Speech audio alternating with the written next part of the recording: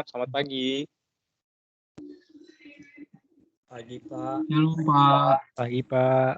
Shalom. Sangat banget ini, kenapa pada lemes-lemes ini masih pagi. Shalom anak-anak, selamat pagi. Pagi, Pak. Pagi, Pak. Mantap.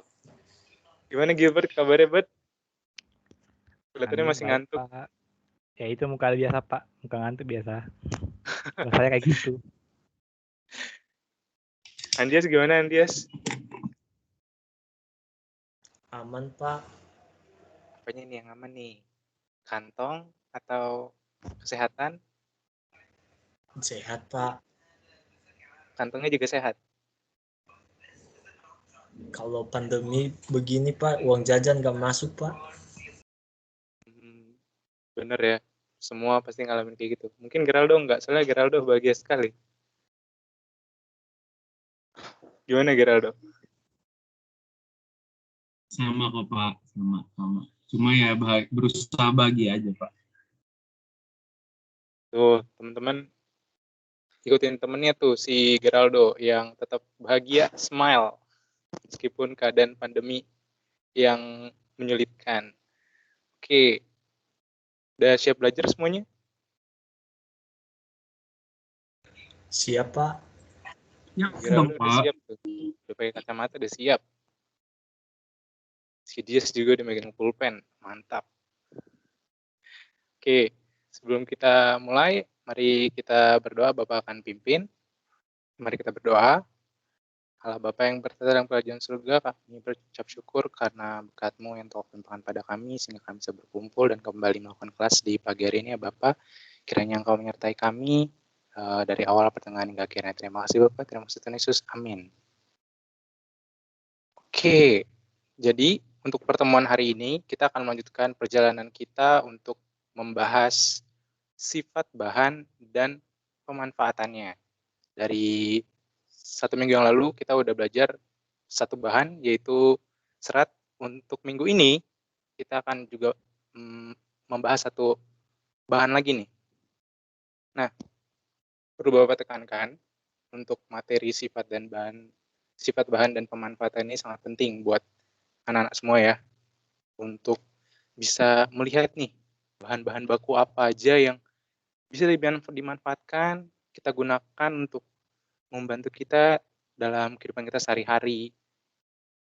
Nah, terus materi ini juga akan sangat membantu anak-anak yang memang pengen nantinya itu pengen berkutat di dunia material, yang pengen mendalami terus pemahamannya di material, itu akan berguna banget materi ini.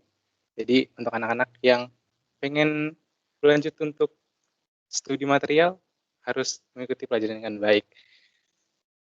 Nah, satu hal juga yang dibutuhkan untuk pemanfaatan pemanfaatan bahan ini, yaitu adalah kreativitas.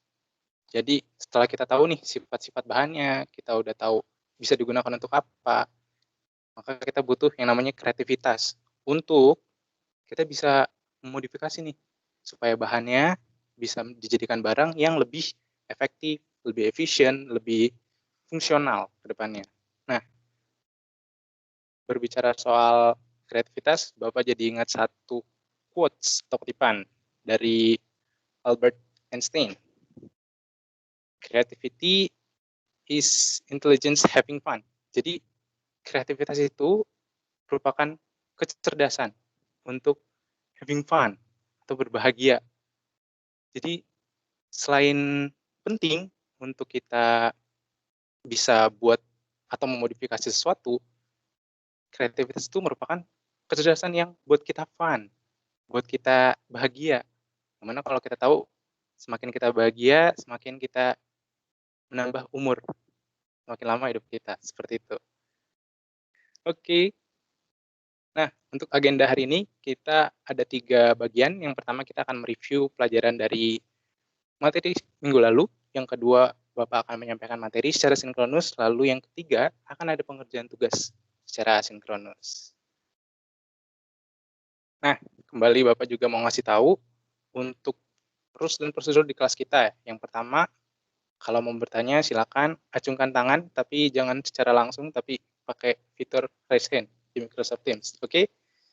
Terus yang kedua, untuk mengaktifkan kamera. Bapak mengharapkan anak-anak mengaktifkan kamera, apalagi kalau jaringannya mumpuni atau masih bisa lah. Cuma kalau memang terganggu atau terkendala, tidak apa-apa untuk matikan kameranya. Terus yang ketiga, mohon untuk tidak menyalakan mikrofon ketika tidak dibutuhkan, supaya tidak mengganggu berjalannya pembelajaran nanti. Terus yang keempat, jika ingin ke toilet, silakan chat melalui fitur kolom chat nanti, supaya tidak mengganggu. Kalau misalnya ada yang, saya mau ke toilet, kalau ngomong kayak gitu kan mengganggu pelajaran nanti. Jadi dituliskan melalui kolom chat aja nanti. Untuk tujuan pembelajaran kita hari ini, yang pertama itu adalah siswa mampu memahami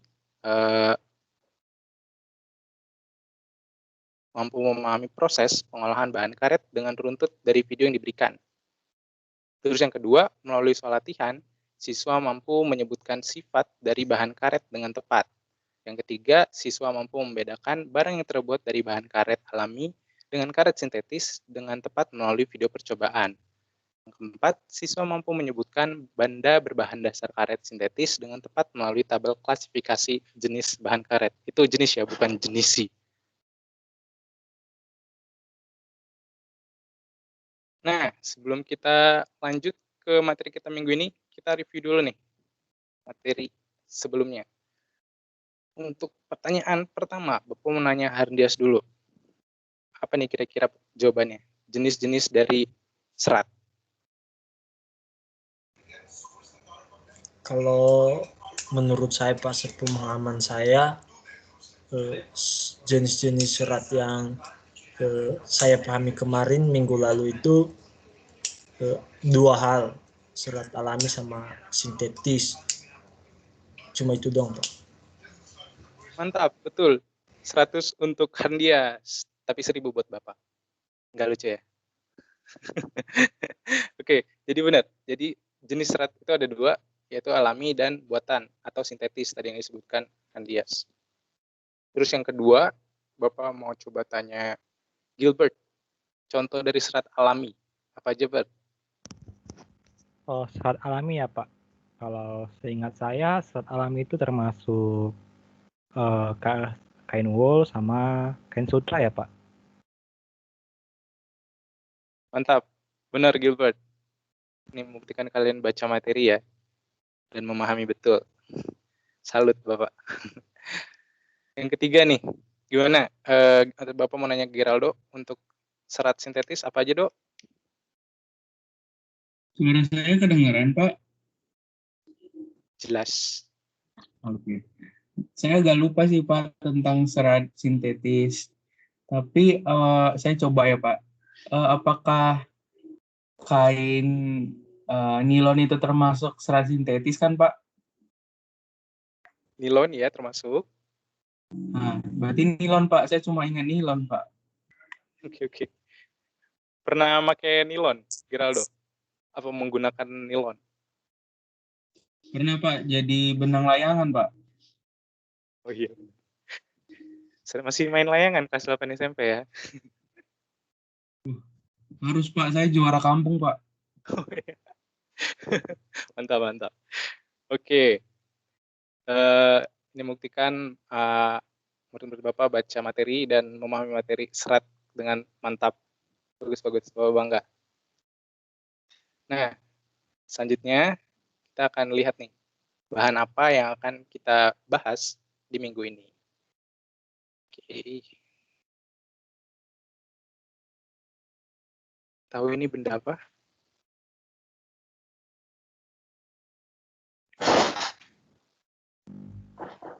Penghapus, Pak. Yap, benar, penghapus. Bukannya itu Steve ya, Pak? Steve, ya, Steve di beberapa daerah Steve.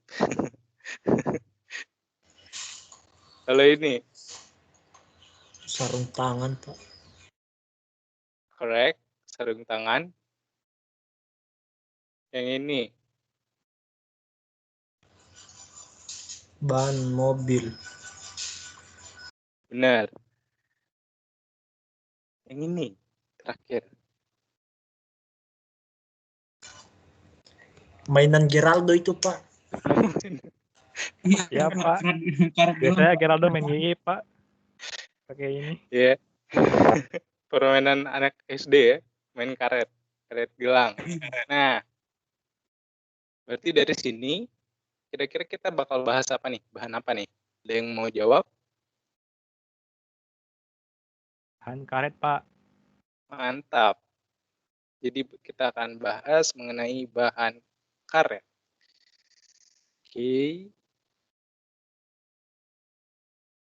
Oke. Jadi anak-anak pernah berpikir nggak? Maksud Bapak pernah menghayal, dari mana ya kok karet gelang bisa jadi seperti itu? Nah, jadi karet yang bisa ditemukan di lingkungan kita, sekitar kita, itu diambil dari pohon-pohon ini, pohon karet. Pernah lihat ya anak-anak Bapak pohon karet? Pernah, Pak. Pernah, Pak. Di mana dia? Lihat di mana dia? Di buku, Pak. Di rumah kampung halaman saya juga ada dulu, Pak. Kan sekarang udah pindah rumah.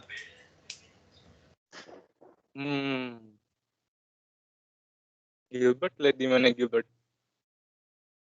Biasanya sih dia, Pak? Di kampung sih, Pak. Kalau saya kampung biasanya ada di sekitaran perumahan, dan kadang orang-orang di sana banyaklah kerja di sana, di dekat-dekat situ. Nggak tahu ya apa ngapain ya. Ya, jadi karet itu didapat dari pohon ini nih, pohon karet. Nah, dalam bahasa Latinnya itu disebut dengan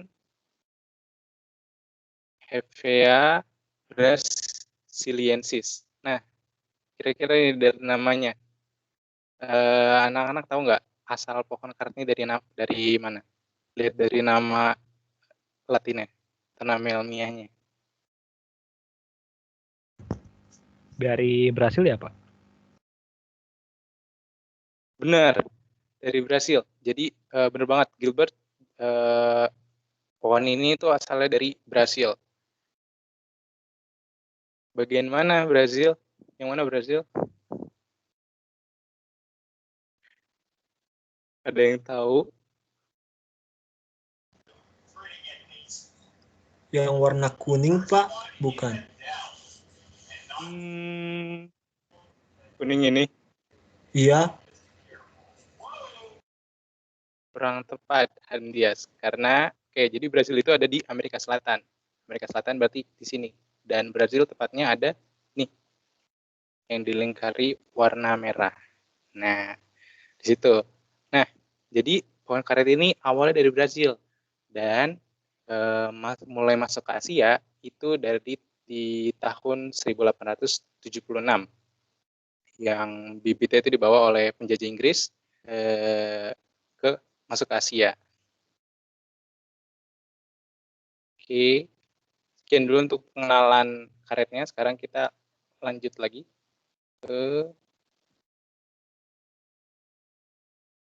nah, kira-kira nih, dari mana sih kok bisa karet itu jadi apa ya? Jadi seperti yang kita lihat gitu.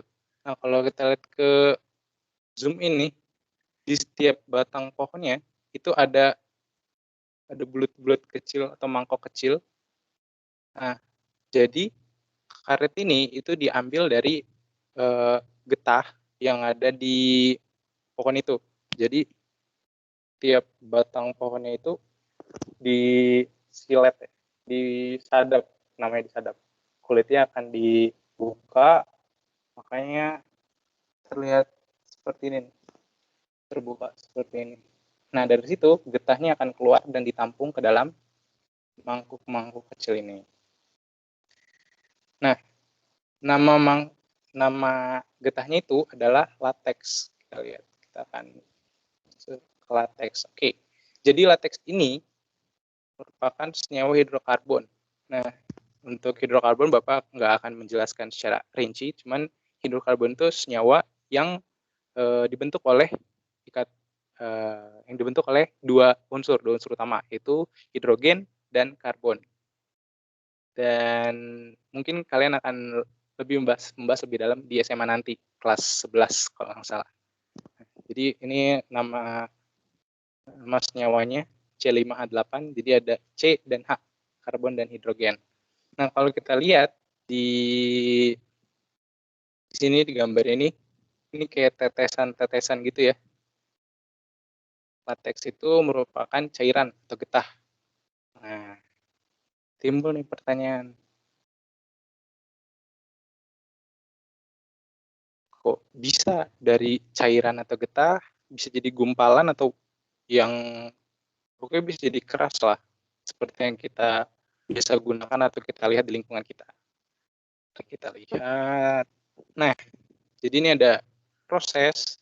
Bapak akan menjelaskan singkat proses pengolahan karet. Yang pertama, jadi setelah disadap kulit pohonnya, batang pohonnya itu nanti akan ditampung di mangkok kecil itu dan diambil. Setelah udah penuh, baru setiap getahnya itu akan dikoagulasi atau digumpalkan, dipadatkan dengan menggunakan beberapa tambahan senyawa lain atau koagulen. Selanjutnya, setelah menggumpal, getah akan dibentuk menjadi lembaran. Nah, habis dari lembaran ini akan dijemur dan jadilah karet-karet seperti yang kita lihat. Seperti ini, misalkan karet gelang. Kelihatan nggak gambar Bapak? Kelihatan, Pak.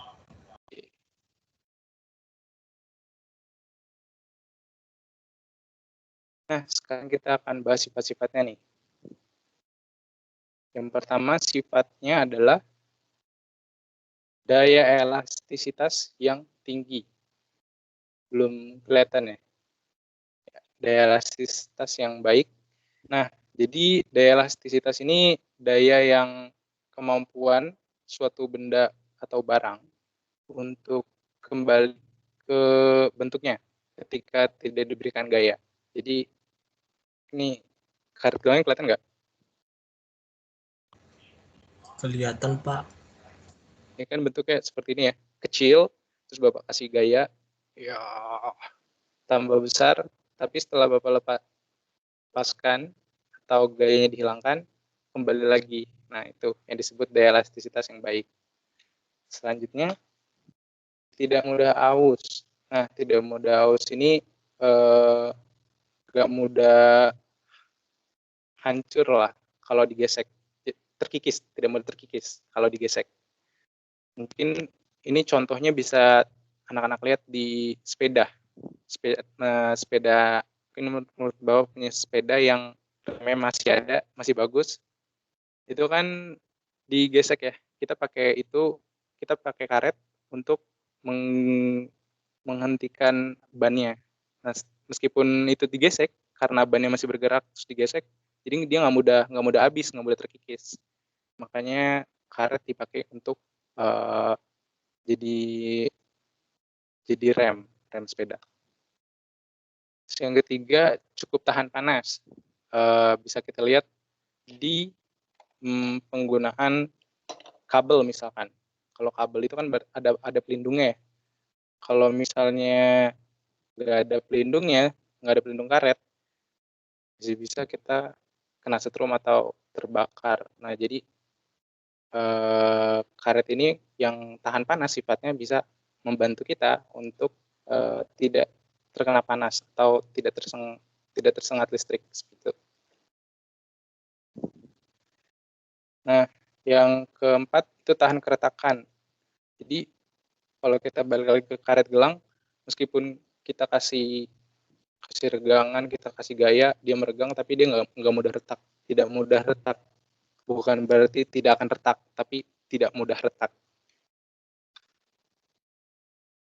Nah, selanjutnya kita akan melihat nih dua jenis dari karet. Jadi karet itu sama seperti serat, dia ada yang alami, ada yang sintetis. Untuk yang alami itu hanya kita dapatkan dari lateks, dari pohon tadi. Dan kalau untuk sintetis kita dapatkan dari minyak bumi, batu bara, dan asetilen. Untuk yang alami biasanya digunakan itu untuk ban pesawat dan ban mobil balap. Karena ban pesawat dan mobil balap itu medannya cukup keras. Jadi untuk yang alami ini dia sifatnya jauh lebih lebih bagus, lebih sempurna dibandingkan yang sintetis. Makanya untuk jadi ban pesawat atau ban mobil balap itu dipakai menggunakan yang alami atau lateks. Nah, untuk yang sintetis itu juga ada 3 jenis lain. Yang pertama itu NBR, yaitu adalah karet yang jenisnya karakteristiknya itu tahan minyak. Terus CR yang tahan terhadap penyala api, terus IRR yang kedap air atau tidak mudah tembus air. Oke, nah untuk tugas asinkronus, anak-anak boleh mencari melalui internet atau sumber buku manapun mengenai barang-barang atau benda yang terbuat dari ketiga karet sintetis tadi, NBR, CR, dan IRR. Itu IRR ya, bukan IR. Nah, silakan dimasukkan ke dalam tabel dan dikumpulkan melalui di submit melalui Microsoft Teams, nanti dimasukkan di folder. Ada yang mau ditanya dulu anak-anak untuk tugas asinkronusnya?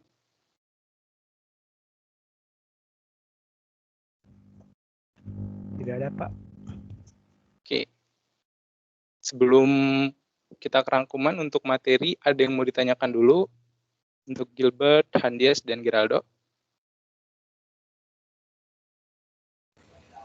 Mohon maaf Pak, nanti tugasnya dikemanain tadi Pak, saya lupa. Oke. Untuk tugasnya dikirim atau disubmit itu melalui Microsoft Teams. Batasnya kapan Pak? Batasnya minggu depan. Sebelum jam 7 pagi. Ada lagi terkait tugas asinkronus dan materi? Gilbert atau Geraldo?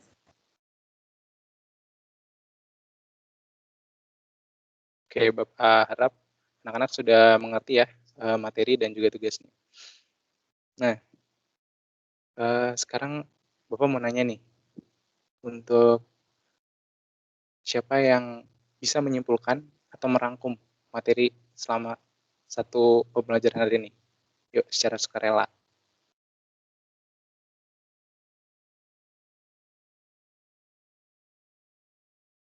Tidak ada yang mau. Pakai joystick ya? Harus pakai joystick.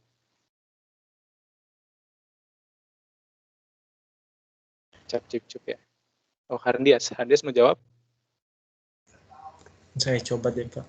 Nanti dibantu ya Pak ya.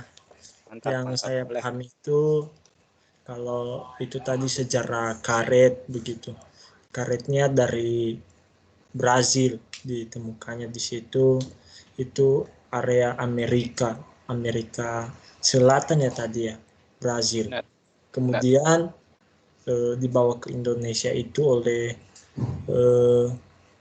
siapa ya tadi ya? Lupa, nanti mungkin Gilbert bisa bantu Pak.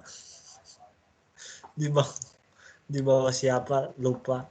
Kemudian pengolahannya itu disadap pakai alat khusus tadi begitu, ada alat khusus sehingga nanti ada cairan getahnya, kemudian dibawa ke satu mesin untuk diolah menjadi bahan jadi, sehingga nanti pada akhirnya jadi contohnya seperti ban mobil dan karet gelang tadi, dan masih banyak contoh-contoh lain. Itu yang aku pahami. Mantap Handias sudah berani menyampaikan kesimpulan. Untuk Gilbert dan Geraldo mungkin ada salah satu? Mungkin nambahin dikit ya Pak. Boleh. Yang membawa ke Asia itu dibawa penjajah ya Pak. Bawa kolonialisme ya oleh Belanda ya Pak, atau penjajah? Oke. Saya tadi sih Pak, ingat saya. Oke. Terima kasih Gilbert sudah membantu Andias tadi ya. Jadi Bapak akan meluruskan sedikit. Benar dibawa oleh penjajah, tapi bukan Belanda, tapi penjajah Inggris, dan dibawa ke Asia, bukan langsung ke Indonesia, Andias. Begitu. Oke. Nah, jadi kalau kita lihat nih gambar pohon karet belum muncul ya.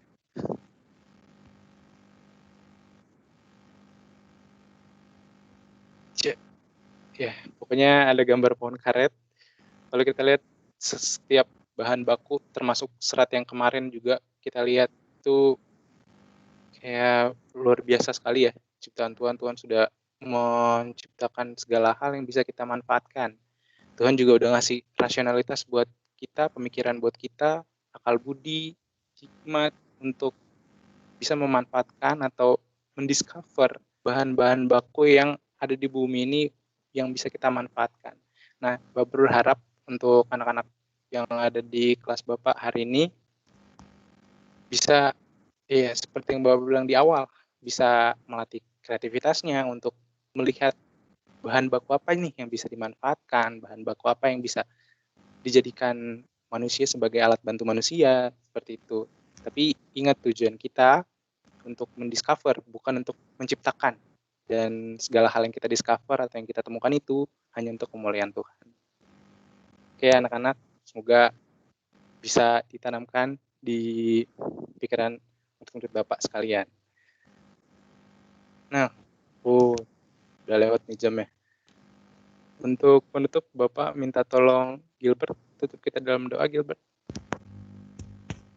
Oke, kedengaran Pak suara saya? Jelas. Oke, untuk menutup pembelajaran kita pada hari ini, teman-teman dan Bapak, mari kita bersatu dalam doa. Ya Tuhan, Allah kami yang surga, terima kasih Bapa atas berkat-Mu kami dapat menjalankan proses pembelajaran kami dari awal hingga saat ini.